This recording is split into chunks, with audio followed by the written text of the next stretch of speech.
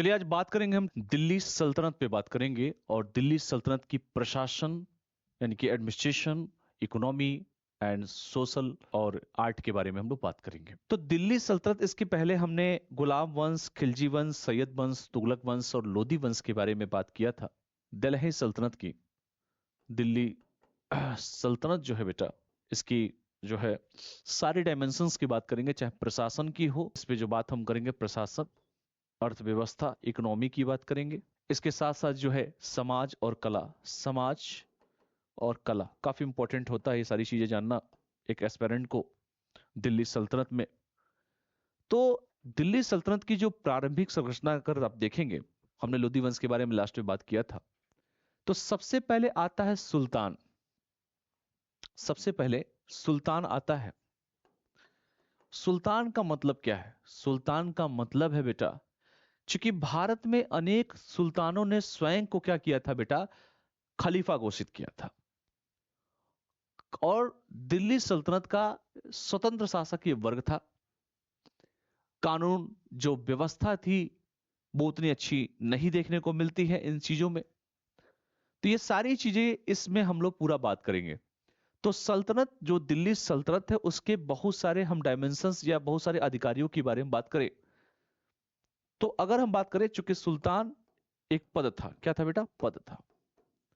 तो पहले कुछ इंपॉर्टेंट की पॉइंट हम लिखवाएंगे, जैसे अमीर ए आखुर, प्रमुख लिखो, प्रमुख सैन्य अधिकारी।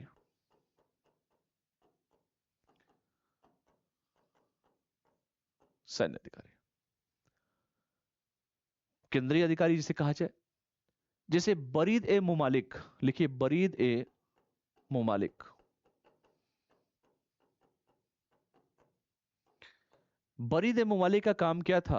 यह बेसिकली कहा जाए, यह गुप्तचर विभाग का प्रमुख अधिकारी था। गुप्तचर विभाग का प्रमुख अधिकारी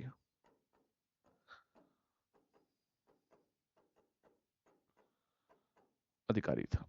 दूसरा, दरोगा ए पिल, यह हाथियों से संबंधित अधिकारी था, जो पिल था। दरोगा ए पिल, हाथियों से संबंधित अधिकारी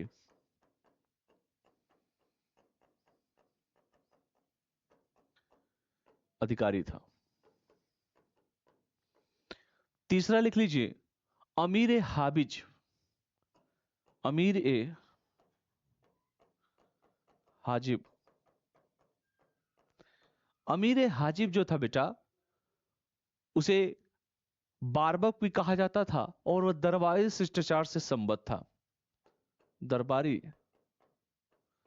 शिष्टाचार से संबद्ध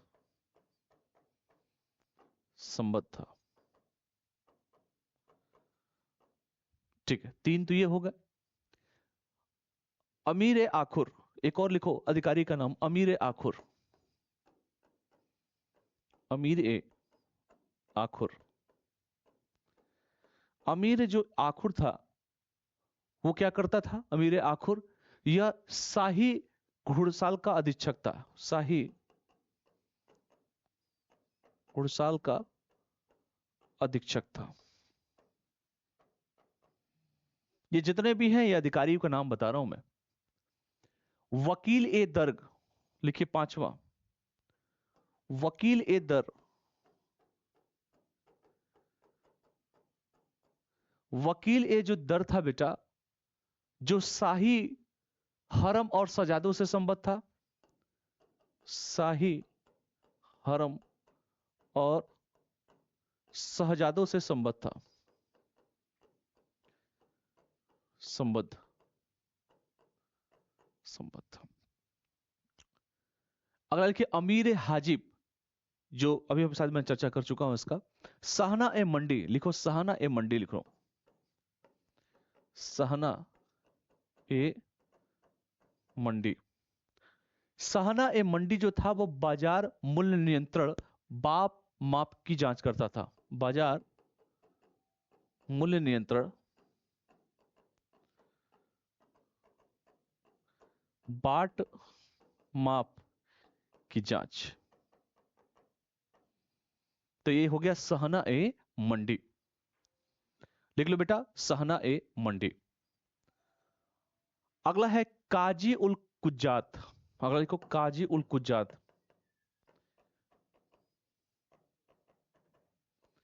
काजी ए कुलजात जो था बेटा, जो काजी ए कुलजात था, लिख लीजिए, यह न्याय विभाग का क्या था? प्रमुख था। क्या था? न्याय विभाग का प्रमुख था। लिखिए बेटा, दीवान ए, लिख लीजिए, क्या लिखा? काजी ए कुलजात, यह न्याय विभाग का प्रमुख था। ये सारी चीजें आपको लिखना होगा। इसके साथ साथ एक शब्द आता है बेटा, वकील ए सुल्तान। वकील ए सुल्तान।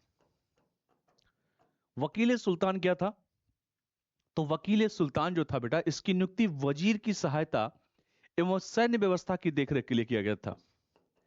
वजीर की सहायता एवं सैन्य देखभाल के लिए किया गया था।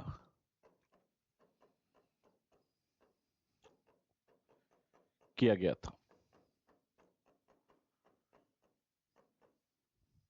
ठीक है। लिखिए मजुमदार। मजुमदार का मतलब क्या होता है? यह आय एवं व्यय का लेखा जोखा रखता था। आय व्यय का लेखा जोखा रखता था।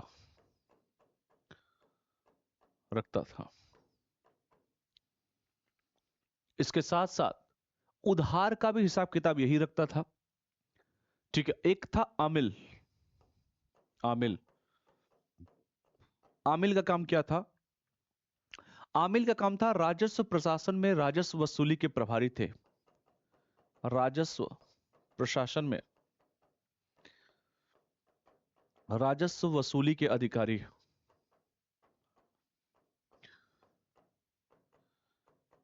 थे, जिसका नाम था बेटा आमिल, इसका नाम था। एक और है मुशरीफ ए, जो है कहा जाए मुमालिक। मुशरीफ ए मुमालिक क्या है? ए मुमालिक। मुशरीफ ए मुमालिक का मतलब यह होता है, इसका प्रमुख जो दायित्व होता है, प्रांतों एवं विभागों से प्राप्त होने वाली विभागों से प्राप्त होने वाली प्रांतों एवं विभागों से प्राप्त होने वाली क्या होता है बेटा? आय एवं व्यय का लेखा जोखा रखता था।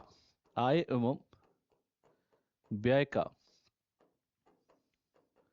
लेखा जोखा रखता था। ठीक है, यह भी याद रखिएगा। एक और है बेटा नायब ए मुमलकत। नायब ए मुमलकत। नायब ए मुमलकत क्या करता था?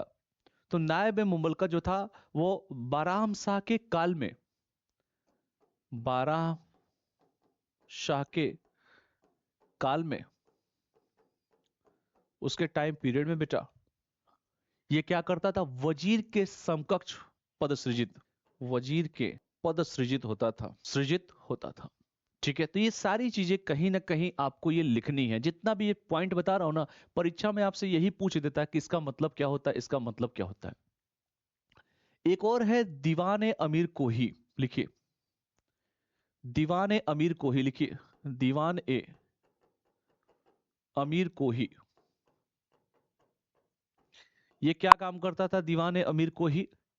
तो दीवान ए अमीर कोही मोहम्मद बिन तुगलक के समय कृषि विभाग को बढ़ावा देने के लिए, एमबीटी के समय कृषि विभाग को बढ़ावा देने के लिए, विभाग को बढ़ावा देने के लिए,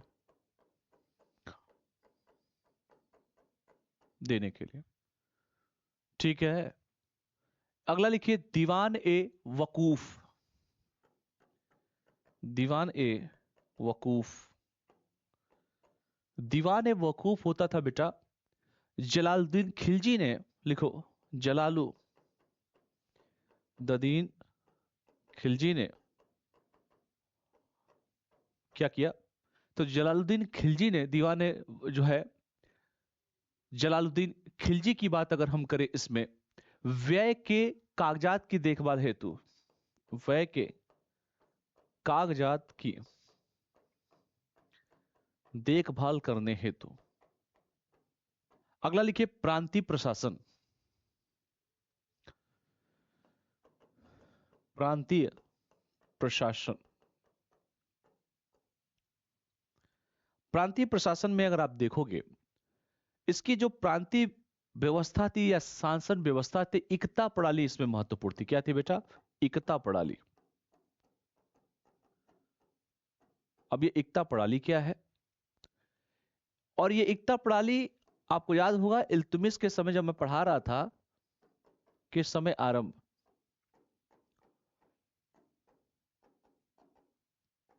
आरंभ हुई थी। प्रारंभ जो शुरू किया गया था, तुर्कों द्वारा भारत के विजित क्षेत्रों को अनेक प्रदेशों में बांटा गया था और यही प्रणाली लगातार चलती चली आई। तो प्रारंभ में लिख लो, शुरुआत में तुर्कों द्वारा भारत में विजित क्षेत्रों, लिख लो, भारत में जो विजित क्षेत्र है, भारत में विजित क्षेत्रों,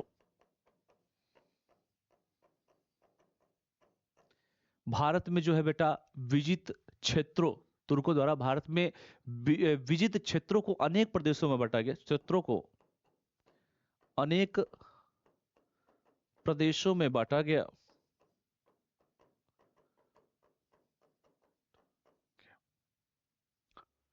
ठीक है, जिन्हें क्या कहा गया?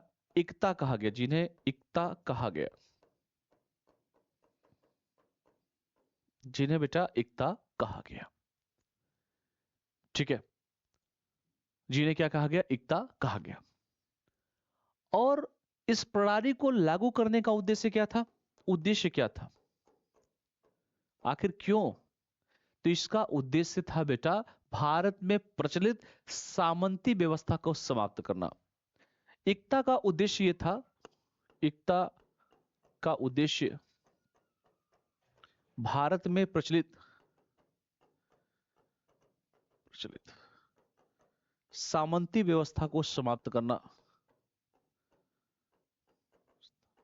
को समाप्त करना, समाप्त करना। ठीक है, प्रचलित सामंती व्यवस्था को क्या करना बेटा? समाप्त करना और साम्राज्य के और समाज के दूरस्थ प्रदेशों को केंद्र से जोड़ना। दूरस्थ प्रदेशों को बेटा केंद्र से जोड़ना इसका मुख्य उद्देश्य था। अरे समझ में आया सभी को? तो ये भी बात आप इसको इंक्लूड करते रहना है।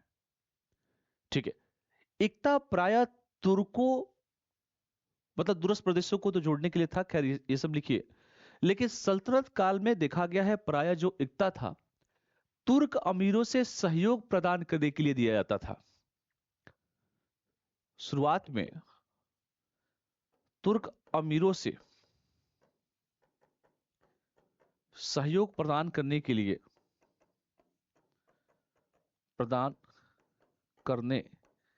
लिए दिया जाता था, दिया जाता था। ठीक है, तो ये भी बात आप सभी को लिखना है इसमें। और जो दिया जाता था, जिन अमीरों को एकता प्रदान की जाती है, लिखो जिन अमीरों को, ऐसे लिखिए, जिन अमीरों को एकता प्रदान की जाती थी,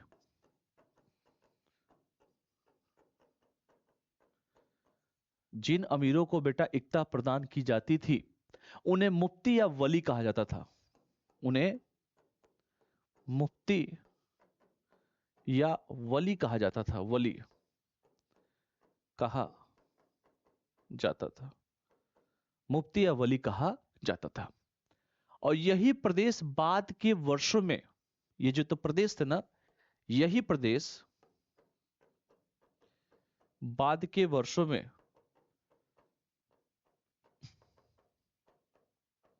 क्या कहलाए? तो बाद के वर्षों में प्रांत या सूबा में वर्णित हो गए, प्रांत या सूबा में वर्णित हो गए, वर्णित, प्रांत या सूबा में क्या हो गया बेटा, वर्णित हो। अगला लिखिए सैन्य संगठन में, देखो सल्तनत कालीन जो सैन्य संगठन है बहुत सारे पद थे, तो लिखिए सल्तनत कालीन सैन्य संगठन के पद, सल्तनत कालीन सैन्य संगठन के पद। जैसे पहला पद मान लीजिए हम कहें, मान लीजिए कुछ भी कहते, जैसे मान लो को सरखेल क्या होता था, सरखेल लिखो, सरखेल, सरखेल जो होता था यह 10 घुड़सवारों की टुकड़ी का प्रधान था, 10 घुड़सवारी की टुकड़ी का प्रधान था, प्रधान था। दूसरा लिखो सिपह सालार, सिपह सालार, सिपह सालार जो था यह 10 सरलेख का प्रधान था, यह 10 सरलेख का प्रधान था, प्रधान था।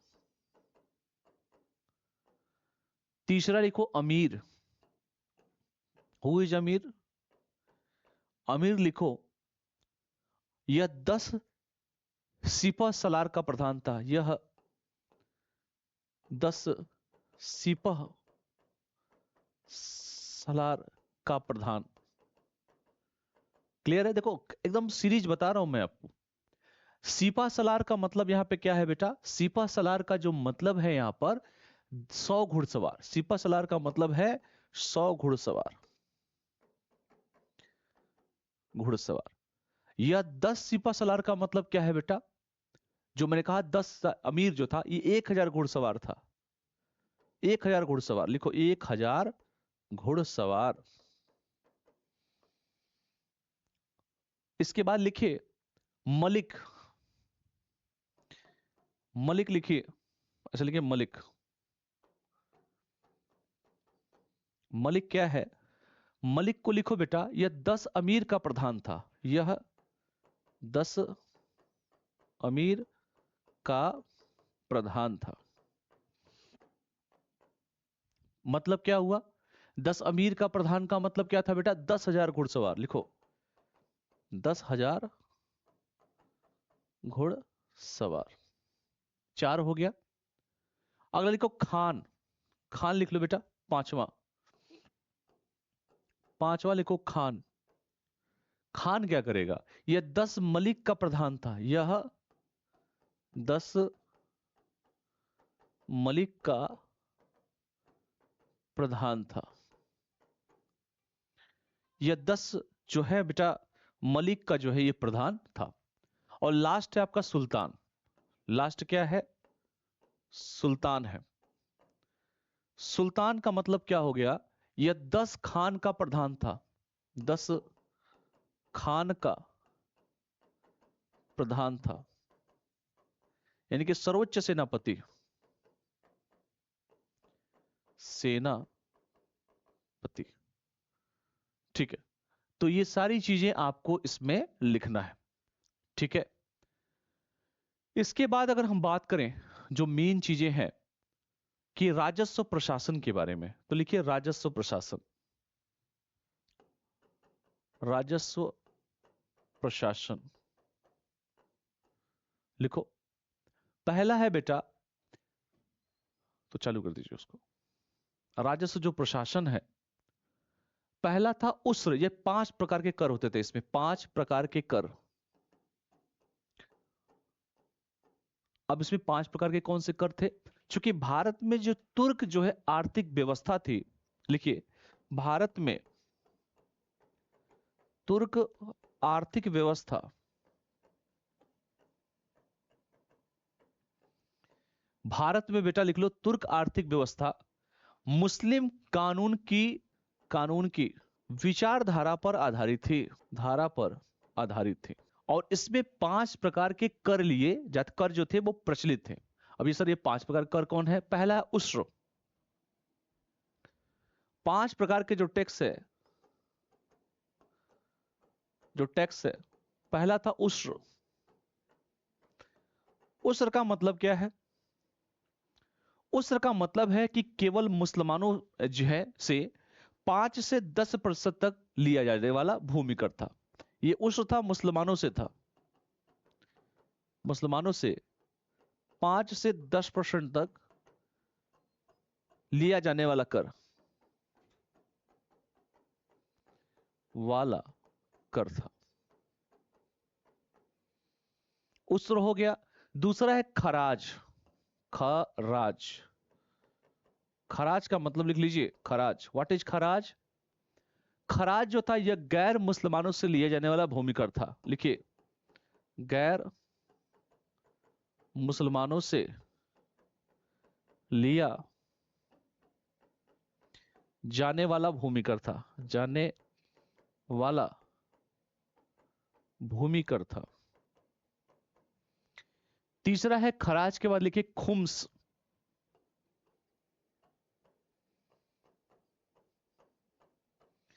खुम्स के बारे में लिखिए, यह लूट का माल, जो लूट का माल था ना, लूट का माल, लिखो लूट का माल या भूमि में गड़ा या छिपा धन था। भूमि में गड़ा या छिपा धन था, तो तीसरा हो गया खुम्स।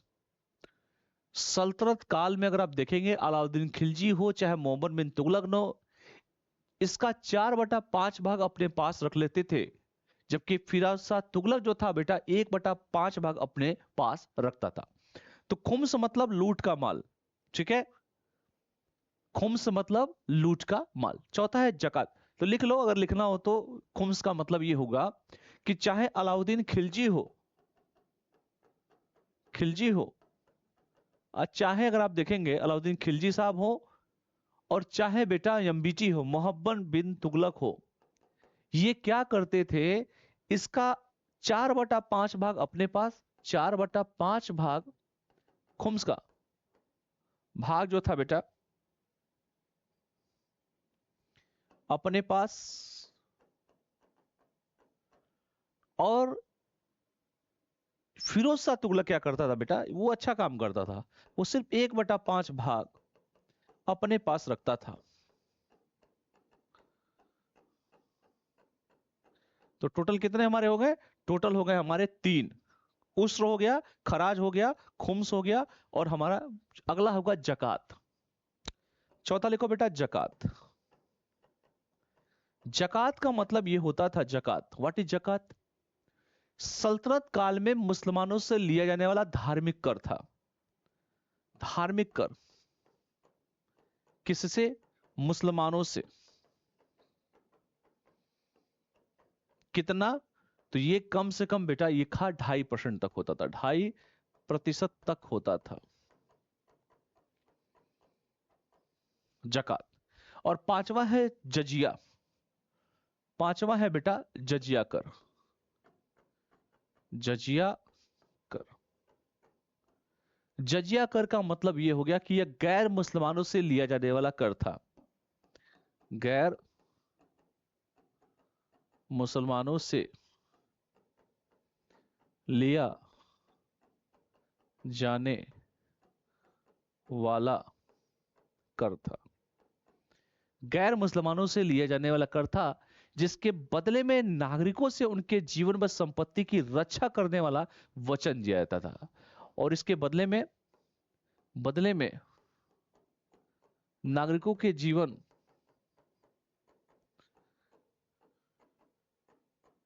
एवं रक्षा वचन दिया जाता था।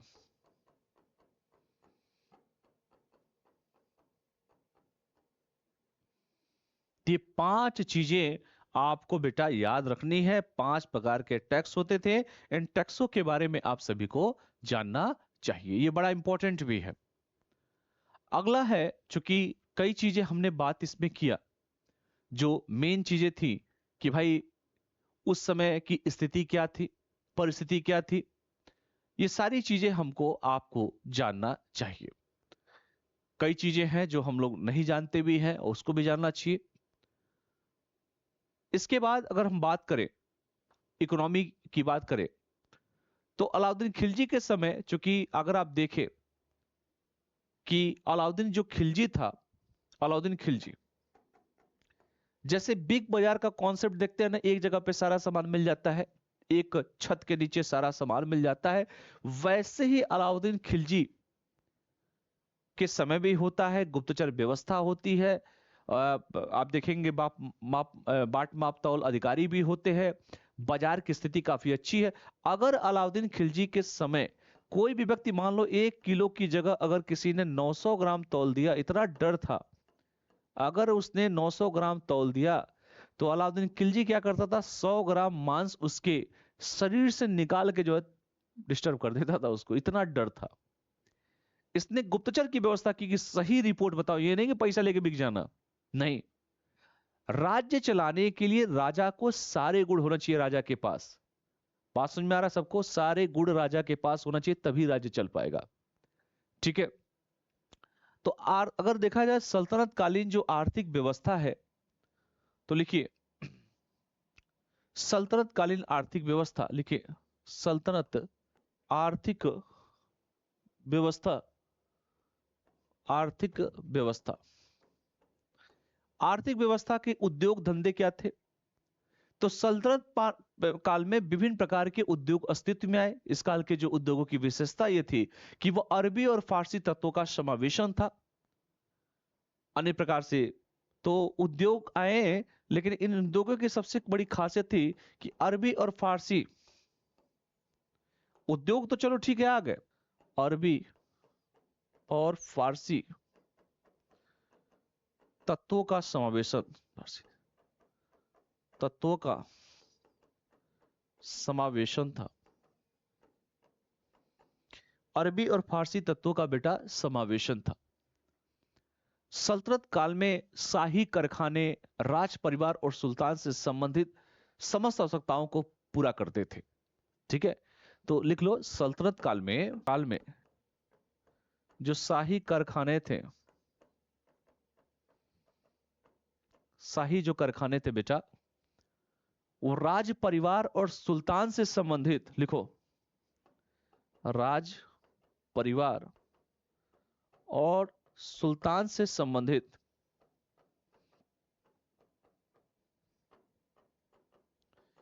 राज परिवार और सुल्तान से संबंधित, लिख लो, क्या करते थे, समस्त आवश्यकताओं को पूरा करते थे।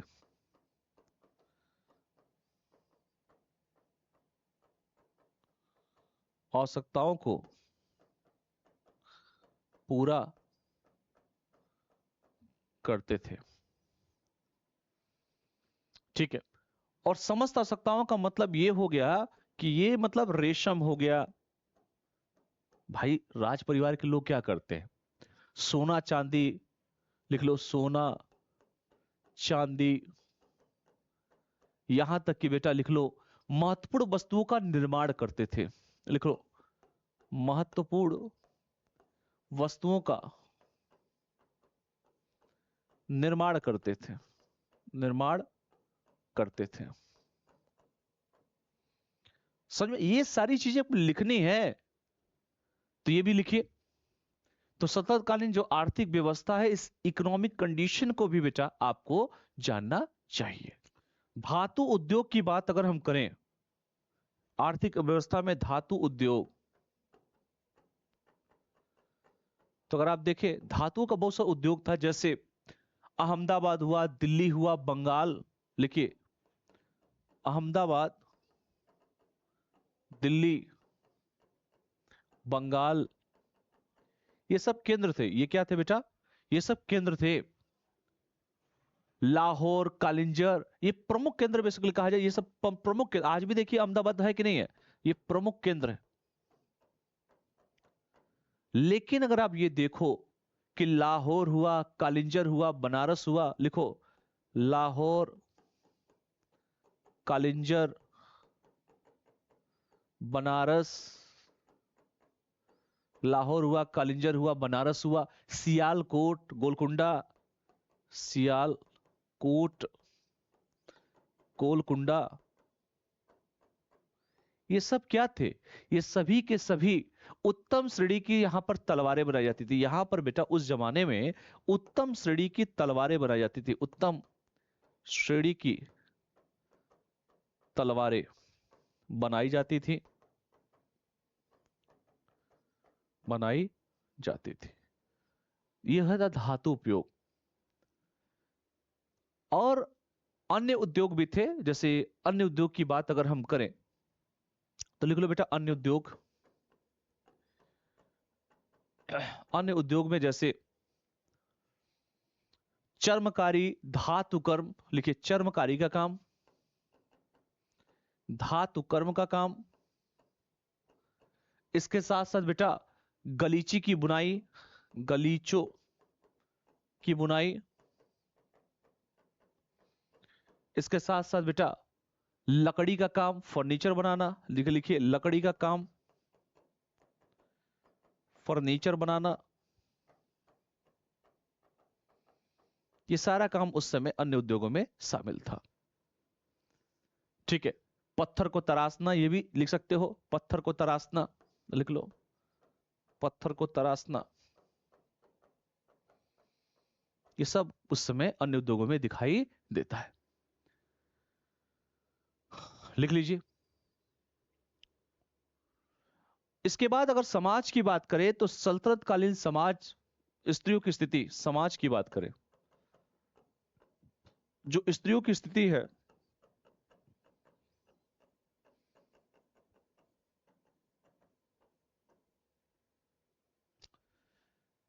स्त्रियों की जो दशा अत्यंत दुर्दनीय थी, दशा लिख लो, अत्यंत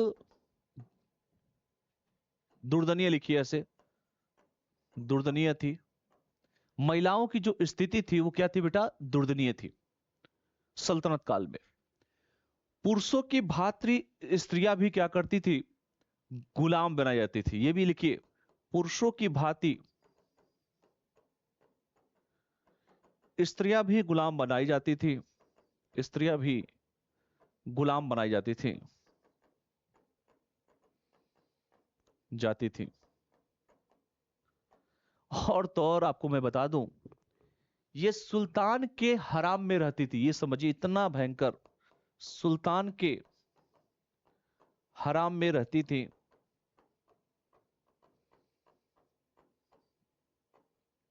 और यहां तक कि हिंदू स्त्रियों की स्थिति अपेक्षाकृत दयनीय थी। सोच लो, इतना अत्याचार किया गया है। हिंदुओं स्त्रियों की स्थिति अत्यंत दयनीय थी, अत्यंत दयनीय थी, अत्यंत बेटा क्या थी? दयनीय थी। उन्हें पर्दा प्रथा, बाल विवाह आदि का वहां पर बहुत प्रचलन था। उनमें जो है पर्दा प्रथा, बाल विवाह का बहुत प्रचलन था। पर्दा प्रथा, बाल विवाह, सब लिख लो, का प्रचलन था। तो सोच लो उस समय का समाज कैसा होगा। जो समाज स्त्रियों को सम्मान ना दे, उस समाज की स्थिति, उस समाज के राजा की स्थिति सोच लीजिए किस टाइप की होगी। मुस्लिम पुरुष अनेक विवाह कर सकते थे, कभी भी तलाक दे सकते थे, जैसे अभी देखिए अभी तक चल ही रहा था। तो लिखिए, मुस्लिम पुरुष, उस समय की स्थिति बता रहा हूं, मुस्लिम पुरुष कई विवाह कर सकते थे,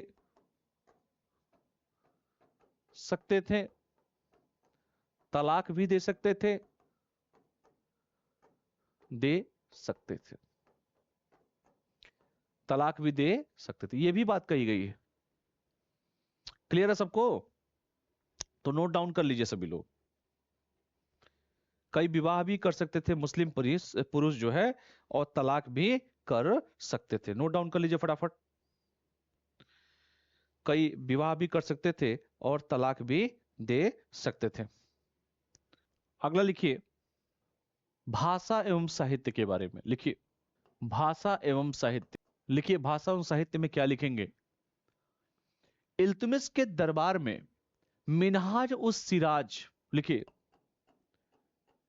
इल्तुतमिश के दरबार में मिनहाज उस सिराज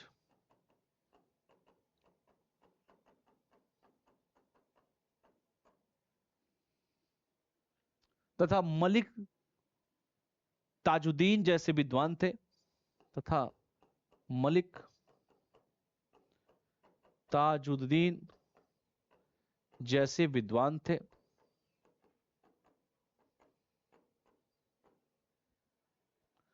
ठीक है। तारीख ए फिरोज शाही, आप जानते हैं कि जियाउद्दीन बर्नी की कृति है, बर्नी की कृति है, ये सब भी लिख सकते हैं इसमें। ठीक है, तो भाषा और साहित्य काफी इंपॉर्टेंट है और इन चीजों को भी आप सभी को लिखना चाहिए। लिख लीजिए भाषा एवं साहित्य की बात। ठीक है, इसके साथ साथ और भी चीजें हैं, मैं आपको बता दूं, जैसे और भी चीजों में मोहम्मद बिन तुगलक के शासनकाल में, लिखिए एमबीटी के शासनकाल में, एमबीटी के शासनकाल में, याद रखिएगा,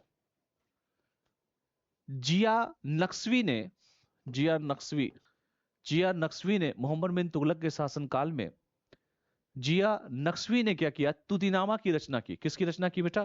तुतीनामा की रचना की।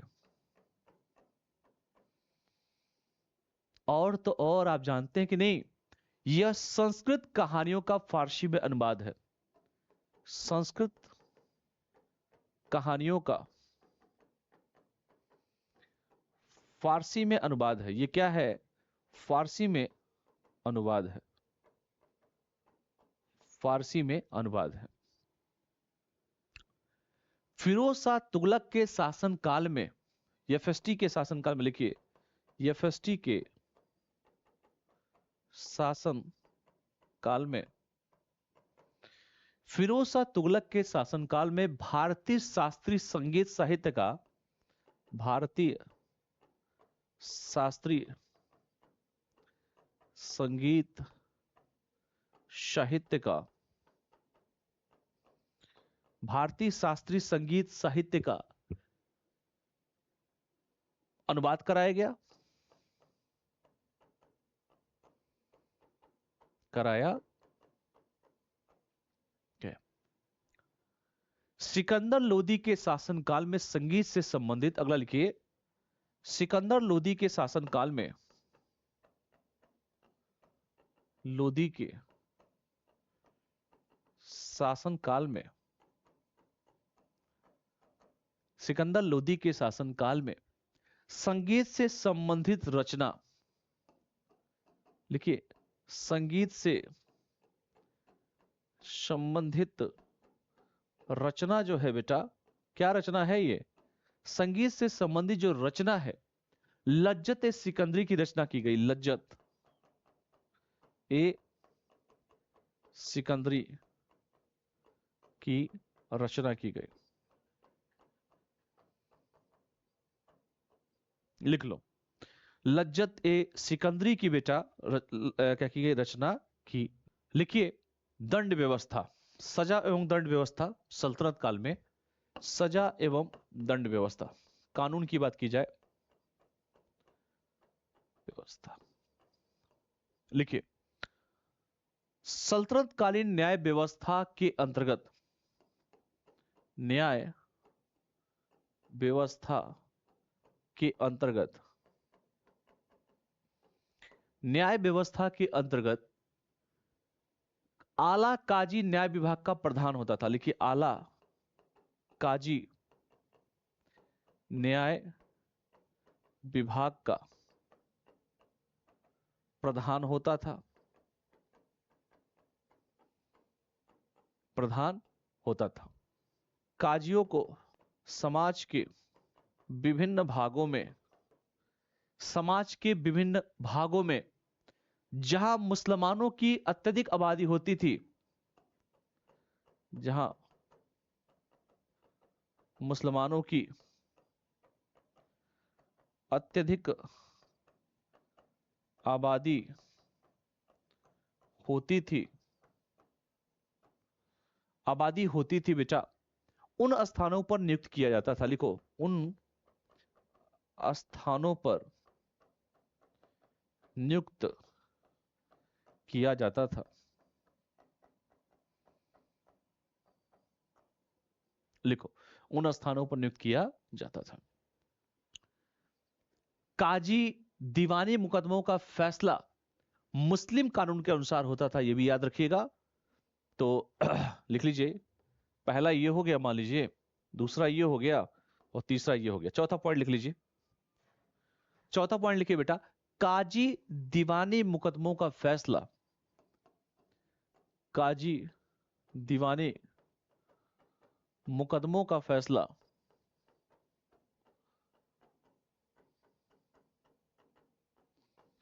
मुकदमों का फैसला जो होता था बेटा, मुस्लिम कानून के अनुसार करता था। शरीयत, मुस्लिम कानून के अनुसार करता था,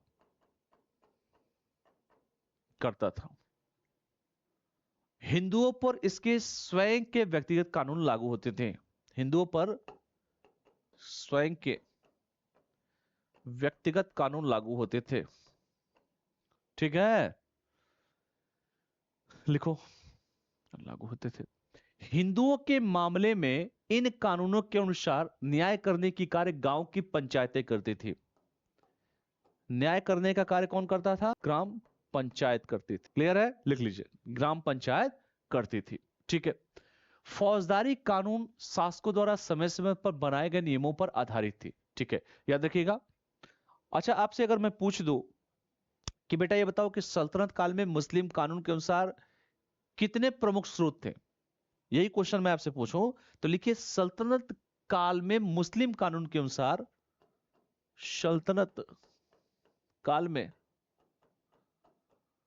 मुस्लिम कानून के अनुसार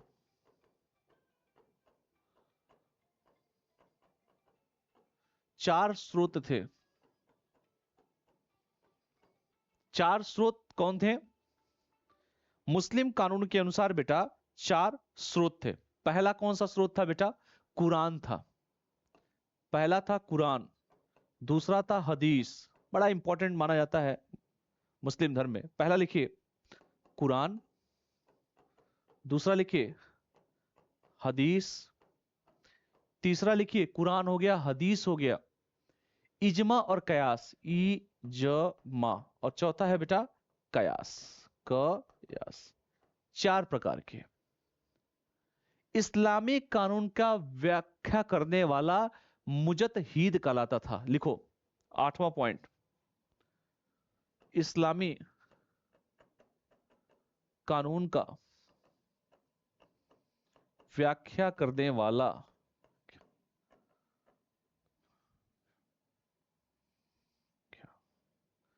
करने वाला,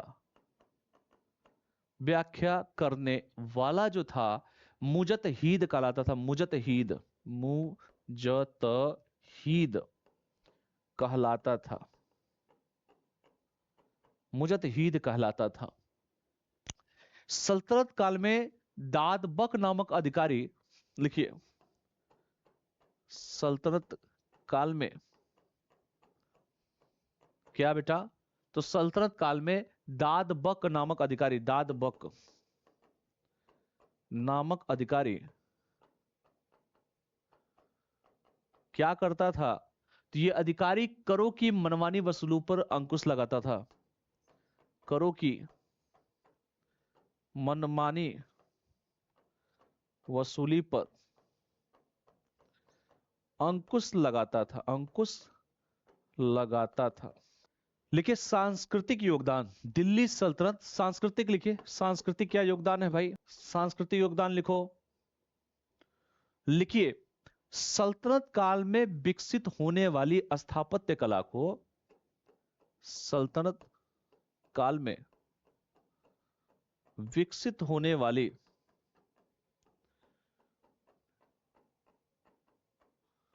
स्थापत्य कला को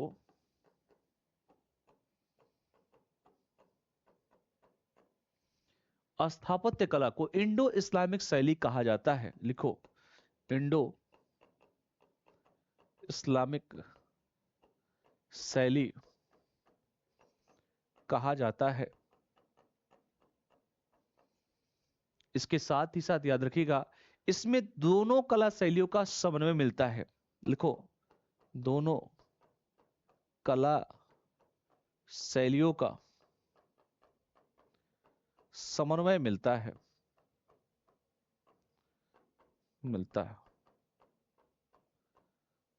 क्लियर है? दोनों कला शैलियों का समन्वय मिलता है। कुतुबुद्दीन ऐबक ने दिल्ली में स्थित जो कुतुब मीनार है उसके निर्माण कार्यों को प्रारंभ तो कराया था, लेकिन इसके साथ साथ अजमेर में 2.5 दिन का झोपड़ा, और इसने कुतुबुद्दीन की बात करो, कुव्वत उल इस्लाम मस्जिद का भी जो निर्माण इसके द्वारा कराया गया था। हाँ, कुतुबुद्दीन ऐबक ने जरूर पूरा कराया कुतुब मीनार, लेकिन उसके सबसे टॉप वाले की बात करूं, इल्तुमिश ने इसके जो अधूरा काम था उसको पूर्ण कराया था। इल्तुमिश ने कराया था। ठीक है, तो स्थापत्य कला के क्षेत्र में ये सारी चीजें आप इसमें लिख सकते हैं। तो अगला पॉइंट लिखिए, जो कुतुबुद्दीन ऐबक ने दिल्ली में, कुतुबुद्दीन ऐबक ने दिल्ली में, कुतुबुद्दीन ऐबक ने बेटा दिल्ली में कुतुब मीनार के निर्माण कार्य को, कुतुब मीनार के निर्माण कार्य को क्या किया? प्रारंभ कराया था।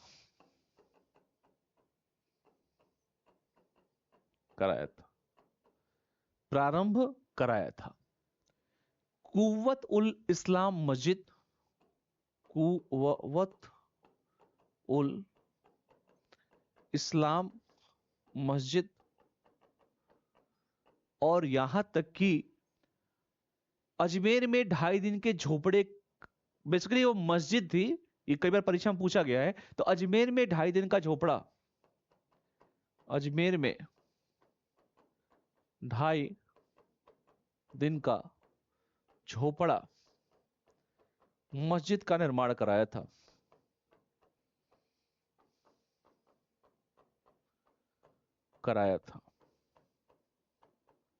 लिख लो बेटा। लेकिन इसको पूरा किसने किया? ये कुतुब मीनार को पूरा कराने का श्रेय इल्तुतमिश को जाता है। लिखिए, इल्तुतमिश को जाता है, लिख लीजिए। अगला जो है लिखिए, इसी में कुछ शासक है, जैसे मान लो कोई शासक है और उसने क्या पूरा कराया। जैसे अगर मैं कह दूं सिकंदर लोदी, सिकंदर लोदी, जो लोदी वंश की बात हमने किया था, ये आगरा शहर की स्थापना किसने कराया? आगरा जो शहर है उस शहर की स्थापना सिकंदर लोदी ने कराया। मोठ की मस्जिद, लिखिए, मोठ की मस्जिद का निर्माण भी कराया। लिख लीजिए। फिरोज शाह तुगलक, लिखिए, फिरोज शाह तुगलक, फिरोज शाह तुगलक ने क्या कराया बेटा? फिरोज शाह कोटला का निर्माण, लिखिए, फिरोज शाह कोटला का निर्माण, कोटला का निर्माण कराया। मोहम्मद बिन तुगलक, लिखिए, एमबीटी ने क्या कराया? तो एमबीटी ने कराया, आप जानते हैं, निजामुद्दीन औलिया का मकबरा, निजामुद्दीन औलिया का मकबरा का मकबरे का निर्माण।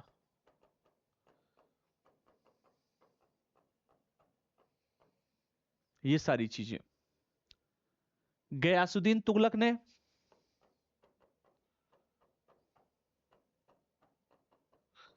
गयासुद्दीन तुगलक ने बेटा, इसने तुगलकाबाद की स्थापना कराया, तुगलकाबाद की स्थापना कराया। तो ये पूरा जो हमने पढ़ा आज, इसमें सारी बातें हमने इसमें किया। इसमें साहित्य का योगदान, कला का योगदान, अर्थव्यवस्था का योगदान, और हर मुद्दे पर हमने इसमें परिचर्चा किया। नेक्स्ट क्लास में चैप्टर 15 पे हम लोग बात करेंगे। चलिए, बहुत बहुत धन्यवाद। Thank you all of you. अच्छे से इसको देख लीजिएगा, जितनी भी चीजें हैं, जितने भी डायमेंशन है, उन सभी पर हमने बात किया, चर्चा किया, परिचर्चा किया। तो हम अगले जो क्लास होगा हमारा चैप्टर 15 का होगा, उस पर हम लोग बात करेंगे। बहुत बहुत धन्यवाद। Thank you.